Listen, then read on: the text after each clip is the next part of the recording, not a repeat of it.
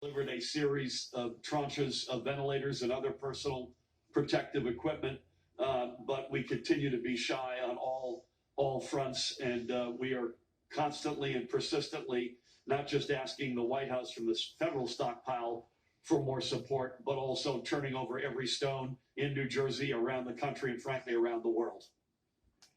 Oh, that's New Jersey Governor Phil Murphy talking about the shortage of medical protective equipment for our frontline medical nurses and doctors. You know, the Minneapolis Star Tribune echoed what many of us feel around the country.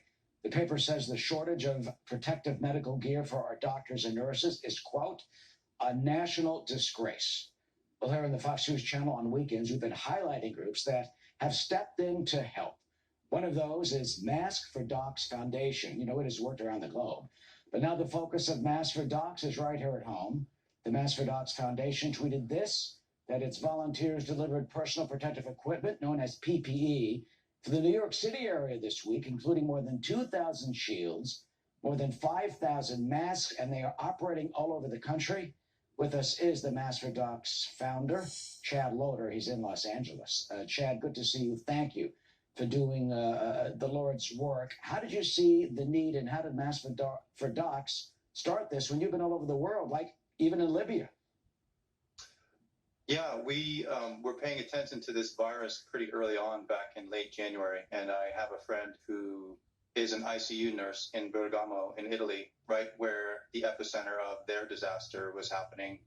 And he would call me every night and tell me about his shift that day, and I felt like I was living in the future, about 4 or 5 weeks in the future of what was going to happen here in the U.S. So we started a group online, which started with just about 10 people, to see where we could get masks and face shields and other protective gear directly to the healthcare workers in the front line. And you can do that. People can go on the website, maskfordocs.com. And you started chapters around the country. You're doing something really unusual. I mean, you're using bikers, motorcycle guys and gals, women, bikers to get the stuff to the doctors. What, they just drive right up to the side of the emergency room? That's right. It started in New York City, actually. We had a group of a motorcycle club who volunteered to go collect masks and other protective equipment from donors who had this stuff at home or in their businesses, but who maybe couldn't leave home due to the lockdown orders. And so our bikers would put on their own masks and then put their helmets on over that, drive out to places as far as Long Island and other parts of the New York City metro area, and then collect all that stuff in one location and then fan out across the city to bring that equipment directly to the doctors and nurses in Brooklyn and Manhattan and the other boroughs. And the motorcycles come in really handy because you don't have to double park, you don't have to worry about traffic, and you can drive right up through the gate of the hospital and to the side door and have the doctor come down and physically put that stuff in their hands. That's fantastic. You're doing it in Los Angeles. Mayor Garcetti praised your group. You're doing it in Chicago. How do people get involved? You've even said just one person in one city or town can help. That's right. So the way that we work is in a chapter model in one city, and you can get personal protective equipment from the reservoirs where it exists in that city already in businesses like veterinarians, dentists, tattoo parlors, nail salons, in people's emergency preparedness kits at home. And we can collect that and then distribute it directly to the doctors and nurses. And we also have teams who are making 3D printed face shields using these 3D printers. This thing slips on your head. It's a little bit about 10 grams of plastic. And you can take an overhead transparency and you can punch 3 holes in it with a standard 3-hole punch. You've got yourself a face shield that can be reused. And we have people, hundreds of 3D printing enthusiasts across the country doing that. And we also have folks who are sewing fabric masks, which can be used for non-essential or essential workers who are in the front lines who don't need those N95 masks. That's absolutely fantastic. Chad, can you show that again?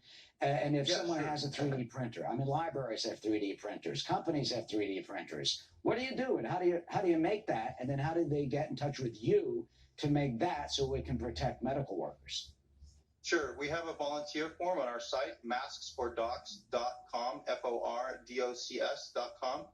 and you can volunteer on there. You can donate money. You can donate your protective equipment. And if you're a doctor, nurse, or someone working as a healthcare worker somewhere in the front lines, you can also request help for your hospital. We have files online that you can download and put into your 3D printer, and then you just run that pattern through your 3D printer, and it will just take its time and print those things. And we're printing thousands. That's absolutely fantastic. There's some of the sites, folks. Chad, I'm showing them on the screen. Maskfordocs.com is your group. So if you have access to a 3D printer, go on that. You can also donate money directly to Maskfordocs.com, and they can buy material. And if you got a biker, if you know a biker, if you're in a motorcycle club, all right, contact Mask4Docs. The AFIAFoundation.org was also there, and masks.match. We, by the way, have raised more than $100,000 for the AFIAFoundation.org. We, by that I mean that's you, Fox News viewers, the generosity and goodwill of Fox News viewers.